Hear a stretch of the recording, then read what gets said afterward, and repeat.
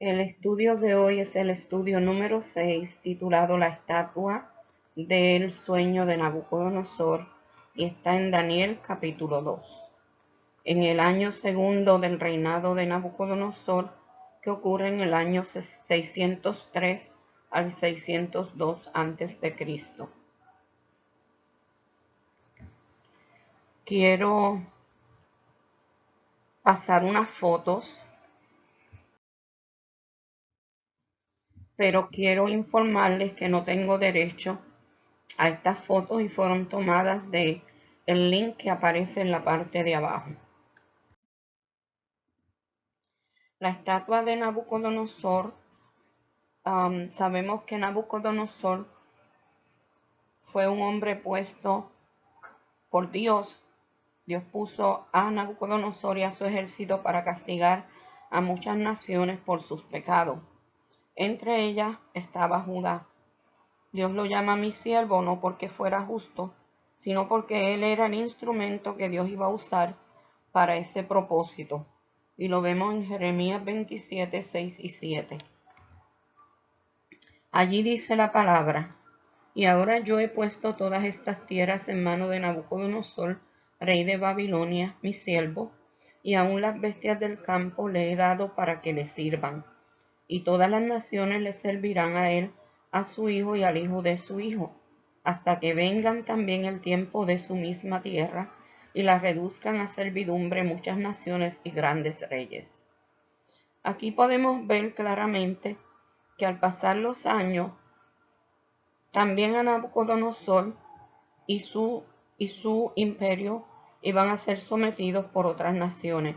Esto se cumplió en el capítulo número 5 de Daniel, bajo el reinado de su nieto Belsasar. En el capítulo número 2 de Daniel, Nabucodonosor tiene un sueño. Según las costumbres de los caldeos, los sueños se aceptaban como mensajes de los dioses, y eran los expertos que estaban alrededor del rey quienes daban la interpretación. No fue un sueño cualquiera. Vemos que en este sueño perturbó a Nabucodonosor. Daniel 2, verso 1, dice: en el segundo año del reinado de Nabucodonosor, tuvo Nabucodonosor sueño, y se perturbó su espíritu, y se le fue el sueño. Ninguno de los magos, de los astrólogos, de los encantadores, de los caldeos fue capaz de dar la interpretación. Además de eso, él quería que le dijeran el sueño, porque también se le había olvidado. Vemos que él quería estar seguro de que le contaran el sueño para asegurarse de que la interpretación que le iban a dar era correcta. Al no darle el sueño o la interpretación, allí es donde entra Daniel, ya que cuando el rey publica el edicto para matar a todos los sabios, en el verso número 13, también a Daniel lo buscan para matarlo. En el verso 16 vemos como Daniel sabiamente le pide tiempo al rey, y él estaba seguro que Dios le daría el sueño más la interpretación. Dice el verso: y Daniel entró y pidió al rey que le diese tiempo y que él mostraría la interpretación al rey. En los versos 17 y 18 nos deja ver cómo Daniel va a su casa y se une en oración con sus compañeros Ananías, Misael y Azarías. Y es así como él recibe el secreto, se le revela del sueño a Daniel durante la noche.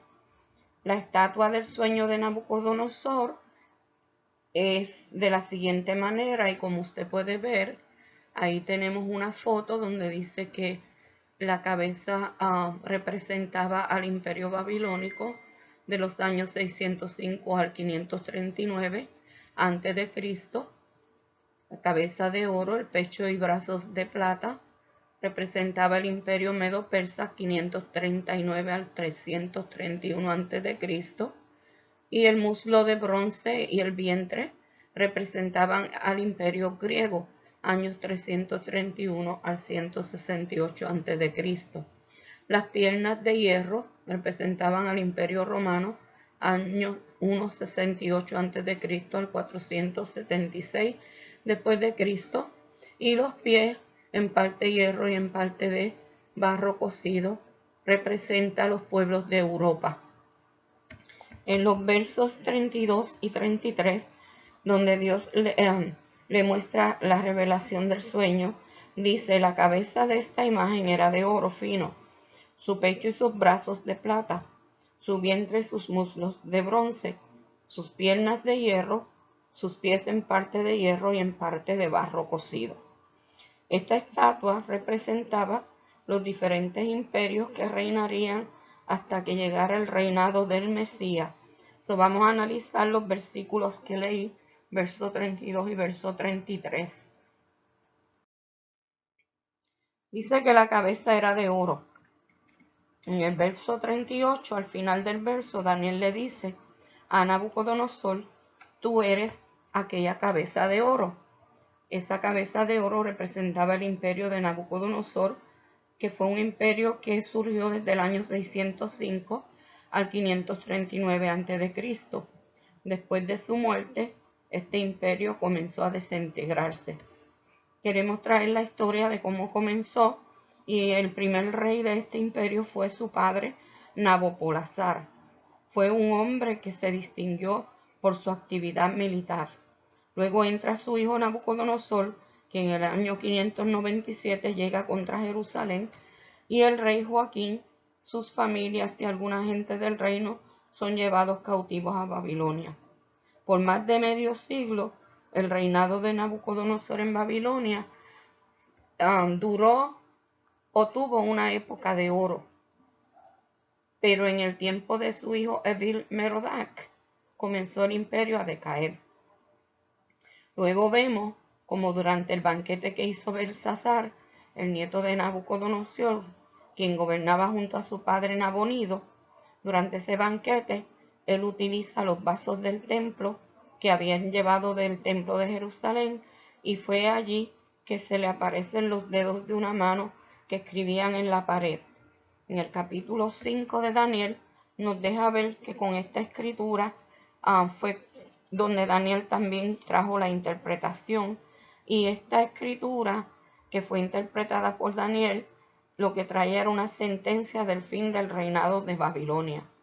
Verso 25 decía: la escritura que trazó es Mene, Mene, quiere decir contó Dios tu reino y le ha puesto fin. Al escribir Mene dos veces, esa escritura tenía un doble sentido: contó y probó. O sea, Dios había probado el reino de Babilonia y lo encontró defectuoso. Sus días ya estaban contados. Tekel, que significa pesado, ha sido en balanza y fuiste hallado falso. Aquí, falto es igual a defectuoso, deficiente o de pobre calidad. Uparsin Pérez, tu reino ha sido roto y dado a los medos y a los persas. Arsin. U es igual que la I en arameo, Y en arameo. Parsin es el plural de arameo de Pérez. Este tiene dos significados, que es división y Persia. Esto significaba la división o la terminación del reino de Babilonia y su conquista por los medos persas. Ahora tenemos el imperio medo-persa. El imperio medo-persa estaba representado por el pecho y los brazos de plata. Este imperio conquistó a Babilonia en el año 539 a.C. Este era un reino inferior al de Nabucodonosor y es un reino que estableció Ciro en el año 539 a.C. Él extendió su dominio sobre toda el Asia Menor y su imperio persa fue desde el año 559 al año 529 a.C. Es en el año 539 a.C. que conquistó a Babilonia.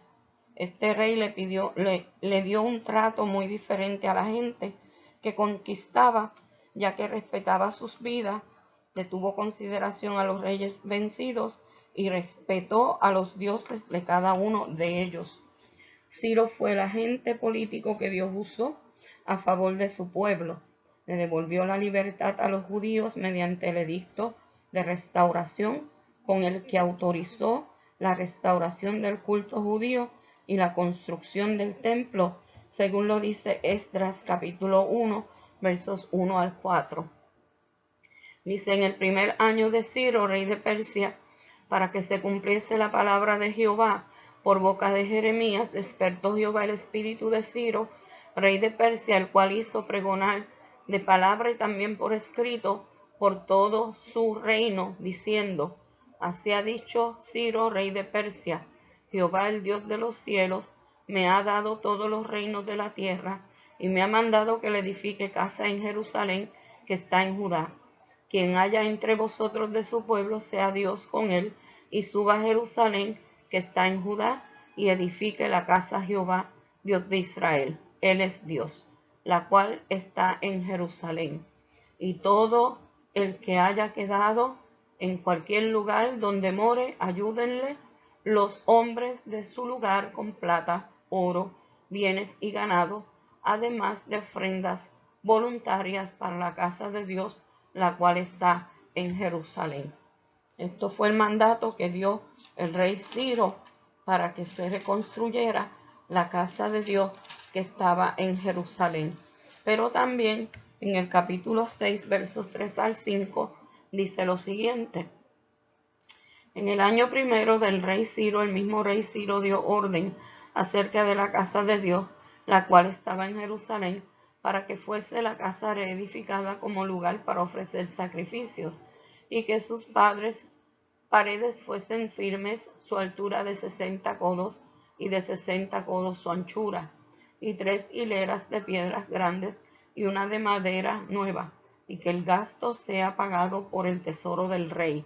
También los utensilios de oro y de plata de la casa de Dios, los cuales Nabucodonosor sacó del templo que estaba en Jerusalén y los pasó a Babilonia, sean devueltos y vayan a su lugar, al templo que está en Jerusalén, y sean puestos en la casa de Dios. Esta es la consideración que tuvo el rey Ciro para el pueblo de Dios. Ahora tenemos a Grecia, el vientre y los muslos de bronce.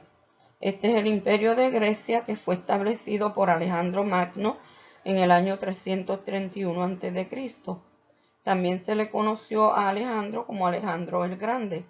Conquistó el imperio persa, pero vemos que sus conquistas llegaron hasta las fronteras de la India, pero al volver a su patria murió de una fiebre en Babilonia. Después de su muerte, sus generales, se disputaron y dividieron su imperio en 4. El reino que vemos aquí es el reino de Roma. Sus piernas de hierro. Este es un reino fuerte y representa el imperio romano que comenzó en el año 168 a.C. Este imperio ha sometido al mundo entero en términos religiosos. Dice que sus pies, que los vamos a ver más adelante, en parte son de hierro y en parte de bronce cocido. Al hablar de en parte de hierro y en parte de bronce cocido, quiere decir que en parte será fuerte y en parte frágil. Vamos a mirarlo un momentito. En parte frágil. Vemos que se cree que los pies de hierro y barro representan a los estados nacionalistas que han existido en la región del Imperio Romano desde que cayó ese imperio. Algunos de ellos han sido fuertes y otros han durado por mucho tiempo, mientras que otros han sido frágiles. También los dedos de esos pies representan las 10 naciones que tendrán mucho poder político y apoyarán al futuro gobierno mundial, creando una confederación mundial que se va a oponer a Cristo. Esos son los pies. Cuando Jesús nace, Roma dominaba el territorio comprendido entre el Atlántico y el Éufrates, desde Bretaña en el norte hasta el Sahara en el sur. En los años 275 a.C., comenzó a dominar toda la península mediante guerras púnicas. En el año 63 a.C., Pompeyo domina a Palestina. Para ese entonces Roma es dirigida por un triunvirato que se componía de 3 hombres: Julio César, Craso y Pompeyo. En el año 47 a.C., Julio César nombra como procurador a Herodes el Grande, y 7 años después, Octavio y Antonio le dieron el título del rey de los judíos. Octavio era el hijo adoptivo de Julio César y Marco Antonio era su mano derecha. En ese momento eran los líderes políticos más importantes de esa ocasión. Marco Antonio y Octavio y Lépido formaron el segundo triunvirato, que era un gobierno de 3. La historia cuenta que Lépido se retiró del triunvirato y se entabla una lucha de poderes entre Antonio y Octavio, pero Antonio es derrotado en la batalla de Asio y queda así como caudillo Octavio. Este es proclamado emperador por el pueblo. En el año 27 a.C., Octavio establece un nuevo gobierno, se declaró príncipe y asume el título de Augusto, con el subtítulo de Pontífice Máximo. Con ese nombre encabeza la religión del Estado y en todas las provincias se le rindió culto. Este hombre controló todas las fuerzas militares del país. Su reinado duró desde el año 27 a.C. hasta el 14 después de Cristo. Y es así como nace la tercera y última época de la historia de Roma como imperio, que duró hasta el año 476 después de Cristo. En el año 22 de su reinado es que nace Jesús, según Lucas 2:1.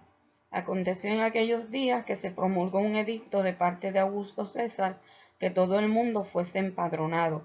Y en los versos 4 y 5 dice que José subió de Galilea con María su mujer, la cual estaba encinta. Ahora queremos pues regresar nuevamente a la estatua, los pies de la estatua. Dice que sus pies en parte eran de hierro y en parte de barro cocido.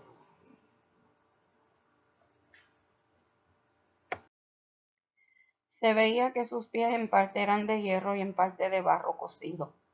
Según Daniel, esto representaba, Daniel 2:41, un reino dividido, mas habrá en él algo de la fuerza del hierro, así como viste hierro mezclado con barro cocido. Verso 42, y por ser los dedos de los pies en parte de hierro y en parte de barro cocido, el reino será en parte fuerte y en parte frágil. Esto representaba la mezcla de las alianzas humanas, según el verso 43. Así como viste el hierro mezclado con barro, se mezclarán por medio de alianzas humanas, pero no se unirán el uno con el otro, como el hierro no se mezcla con el barro.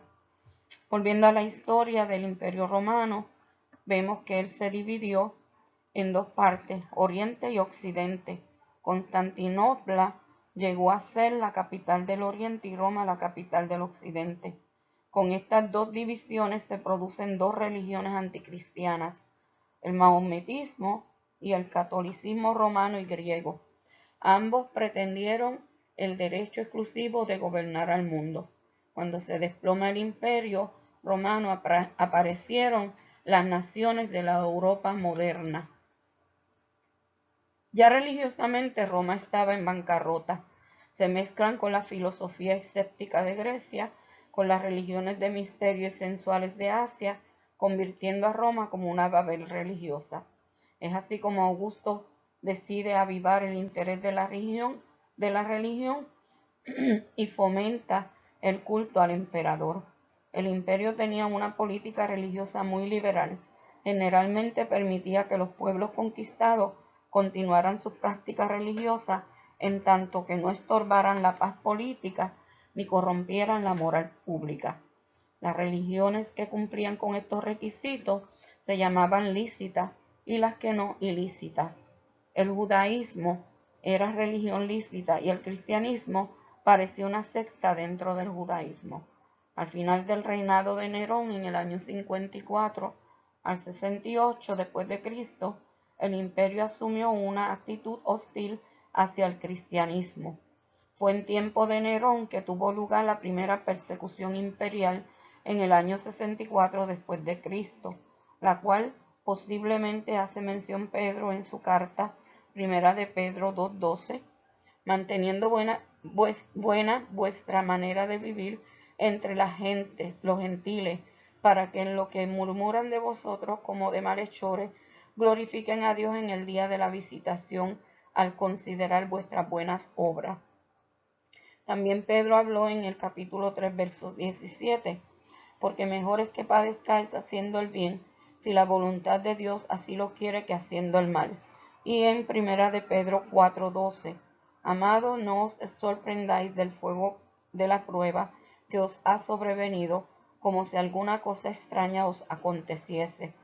Usted puede seguir leyendo allí en el primera de Pedro 4, del 12 hasta el 19, para que usted vea la amonestación que Pedro hace a la iglesia perseguida. En el tiempo de Domiciano, en el año 81 al 96 después de Cristo, brotó la segunda persecución imperial que motivó el destierro de Juan a la isla de Pasmo, en Apocalipsis 1:9. Yo, Juan, vuestro hermano y copartícipe vuestro en la tribulación, en el reino y en la paciencia de Jesucristo, estaba en la isla llamada Pasmo a causa de la palabra de Dios y el testimonio de Jesucristo. Los modernos estados nacionalistas forman parte del mismo sistema del mundo actual. Esas naciones europeas, la ley romana y el concepto romano decían que la paz se podía lograr mediante fuerza militar. Además, sus creencias se movían alrededor de la astrología babilónica, la ética medo-persa y el arte y la filosofía griega. Esto es una mezcla de los diferentes imperios originales. Vemos que en el versículo 34 y 35, Daniel, del capítulo 2 de Daniel, Daniel dice lo siguiente: estaba mirando hasta que una piedra fue cortada y no con mano e hirió a la imagen en sus pies de hierro de barro cocido y los desmenuzó. Entonces fueron desmenuzados también el hierro, el barro cocido, el bronce, la plata y el oro, y fueron como tabo de las eras del verano, y se los llevó el viento sin que de ellos quedara rasgo alguno. Mas la piedra que hirió a la imagen fue hecho un gran monte que llenó toda la tierra. Aquí vemos que la explicación a este versículo, Daniel se la dio la interpretación al rey Nabucodonosor en los versos 44 y 45. En el verso 34 anteriormente dice que una piedra fue cortada, no con mano, o sea, de una manera sobrenatural. Esta piedra viene y hiere a la imagen en sus pies, y no solo los hiere, sino que los desmenuza. Los hizo polvo. También hizo polvo el oro, la plata, el bronce, el hierro y el barro, y el viento se lo llevó. O sea, no quedó nada de esos imperios. Entiéndase que un imperio era conquistado por el otro. Babilonia fue conquistado por los medo-persas, los medo-persas por Grecia y Grecia por Roma.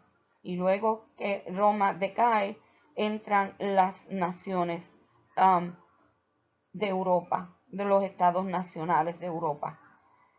Pero todos ellos han formado parte de la imagen que vio Nabucodonosor.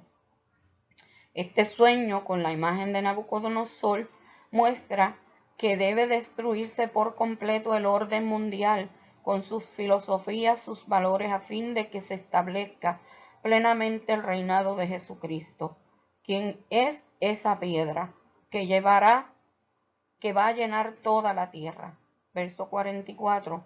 Y en los días de estos reyes, el Dios del cielo levantará un reino que no será jamás destruido, ni será el reino dejado a otro pueblo.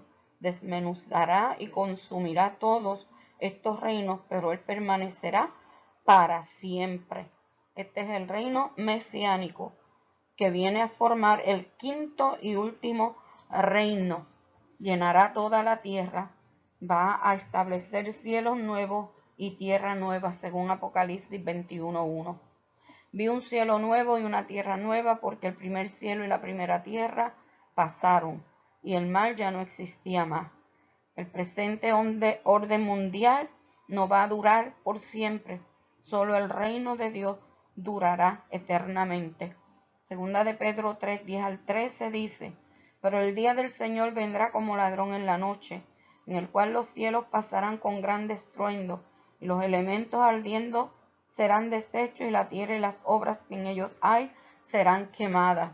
Puesto que todas estas cosas han de ser deshechas, ¿cómo no debéis vosotros andar en santa y piadosa manera de vivir, esperando y apresurándolos para la venida del día de Dios, en el cual los cielos encendiéndose serán deshechos y los elementos siendo quemados se fundirán?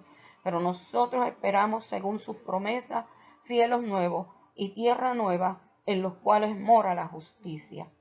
Vemos que Daniel termina la interpretación con el verso 45, que dice así: de la manera que viste que del monte fue cortada una piedra, no con mano, la cual desmenuzó el hierro, el bronce, el barro, la plata y el oro, el gran Dios ha mostrado al rey lo que ha de acontecer en lo porvenir, y el sueño es verdadero y fiel es su interpretación.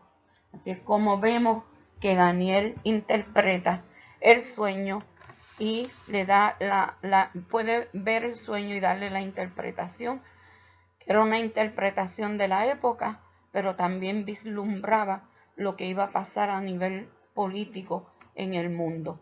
Espero que esto te haya ayudado en algo a entender un poquito mejor, y que seas bendecido, que Dios te bendiga, te clarifique tu mente, tus dudas.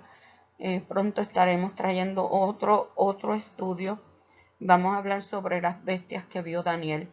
Así que Dios te bendiga, Dios te guarde. Le damos toda la gloria y toda la honra al Señor. Amén.